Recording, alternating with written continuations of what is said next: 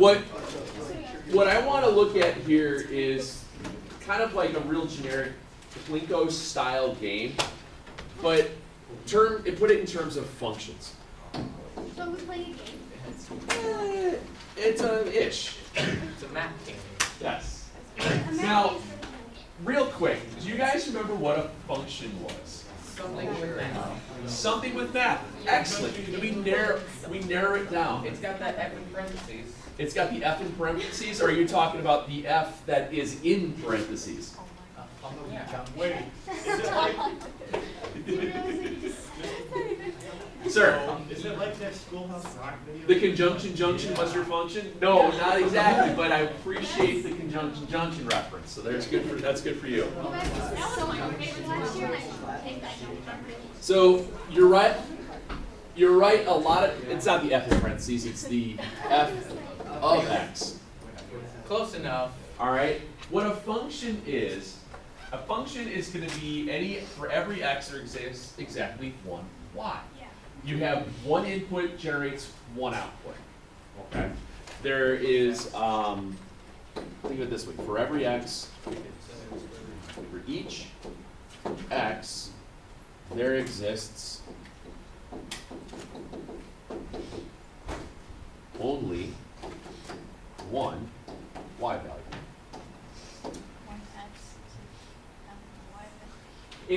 Think of it this way. If you look at a graph,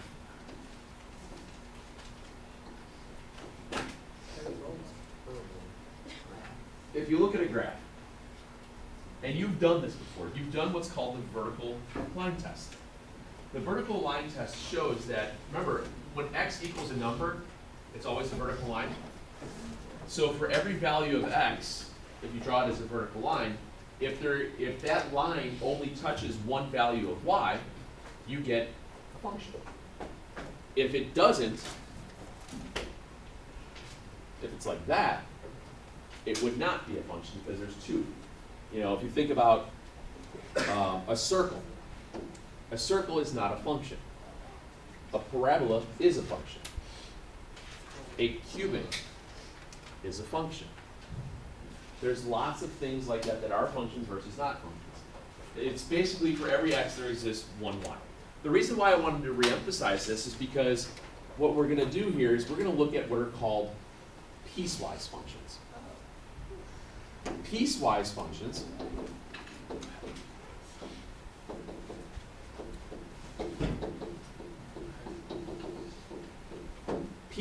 functions are going to be basically multiple equations on one graph that are domain restricted. There's a lot of big words there. All right? Piecewise functions are going to be as simplistic idea as possible. Domain, you remember what domain stands for? No. All right, remember there's a thing called domain and range? Yeah. What was domain? What domain represented the what? All right, let me ask you this. What comes first in the alphabet, domain or range? Domain. What comes first in the alphabet, X or Y? There's a correlation there.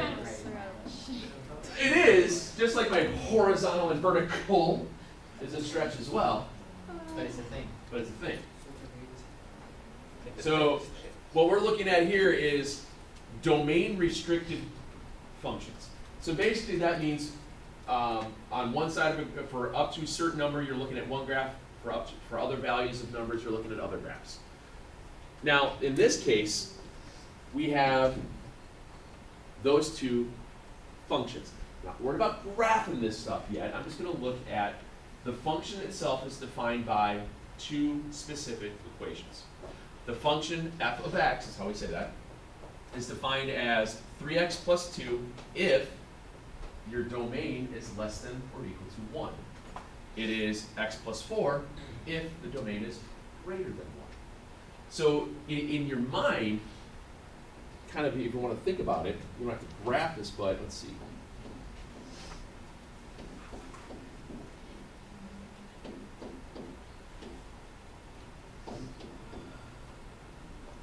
So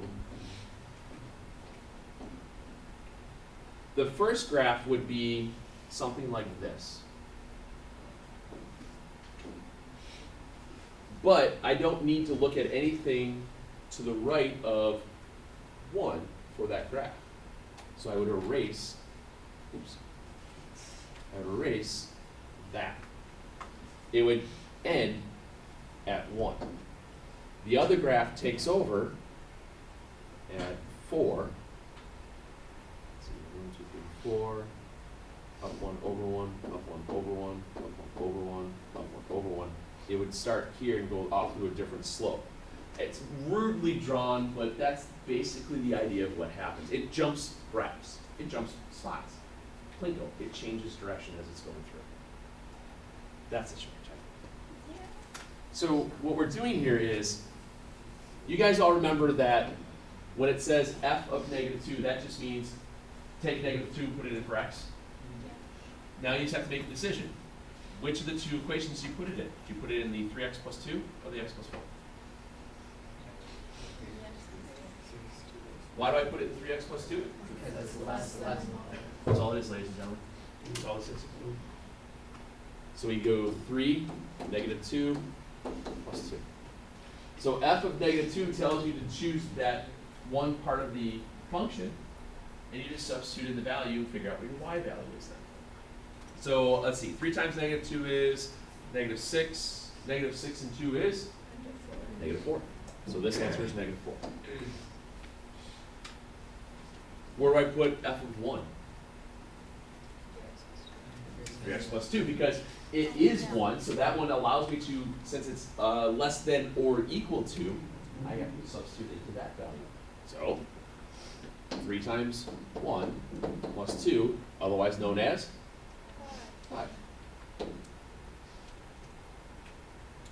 Remember, this f of x, that's the x value, the domain, that's generating the y value, bless you, the range. For each value within the domain, there exists exactly one value within the range. Those are the technical terms for every x has exactly one y. Sometimes I sound like I know what I'm talking about. Other times I just make stuff up. F of 5, which one do we use? The bottom one, because it's greater than 1. Fill in the blanks.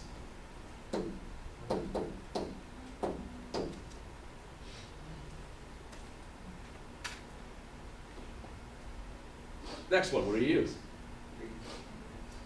The top one again. Have you ever seen this before? You ever did this one? I know you've seen function, the f of x notation before, though. You guys have heard about functions.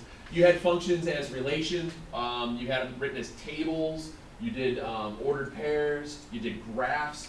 And you basically went through, if you had that vertical line test and it didn't pass, you knew it was not a function. And that's kind of what you learned about in like real back in algebra. I think you probably had a joke of it's not a puma. Spit it out. Who's your father work for? You never saw Kindergarten Cop? It's not a puma. I have a headache. You have a tumor? Not a tumor. F of 0, what do you put it in? Which one do you put in? Top one. Your answer is 2. All right. What changes now? Not much. But the H. There's 2 of them. There's 2 of them. I don't want to write this one No, and that's okay. So if I see f of -4, do I use the f equation or the h equation? Why do you think you use the f? Because it has S. Because there's an f in it. Whoa. All right. I can't. So it winds up being that you just have to figure out, all right, what's the letter? Oh, I can use that one. Then is it, it's -4, so I have to use the top or the bottom equation in the f. Yeah. You got to remember it's smaller than -2, top one. So you have, basically what happens here, ladies and gentlemen, what happens here, ladies and gentlemen, is that you just have to read. Okay? You just have to read the question. It'll tell you specifically f of -4. All right, well, I know that f is not an h. So I look at the f function. and then I substitute to where it has to go in relation to the parameters that are set.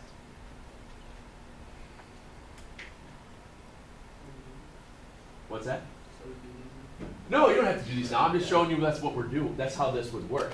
So if I say h of, I mean, you guys are also scribbling through here. So again, don't worry. I mean, if I say h of negative 10, which equation you're going to use? F or h? And why are we using that? Because there's an h. This is the hardest math. I know.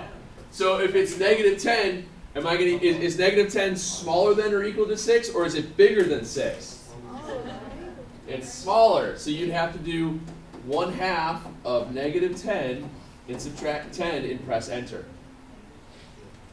Negative 15, here we are. Is that all right? Yeah. Very well. Are we gonna get one more now? Yeah, I got a couple of these for you to try. Okay. You literally said you were doing this one. Yeah, because you've got 15, 20 minutes, and there's no reason why you can't get it done. But you're giving us I have homework other- that. I'm giving you something to keep you occupied is what I'm doing. I have plenty of this. I lied. You lied like a robber. Well, You lied like a bunch of lies. It's not that complicated. Oh, geez. Sorry. It doesn't make any sense. It's nonsense. Yeah, right? Yes, that's why. It's corrosive. I think, I thought, I thought, let's just. sometimes there's 3 functions, an f, a g, and an h. That's crazy. Oh boy, does it get any better? No. Oh boy. Hey, look at that. Close. Yeah, you should get this done in like 8 minutes. Yeah, just knock it out.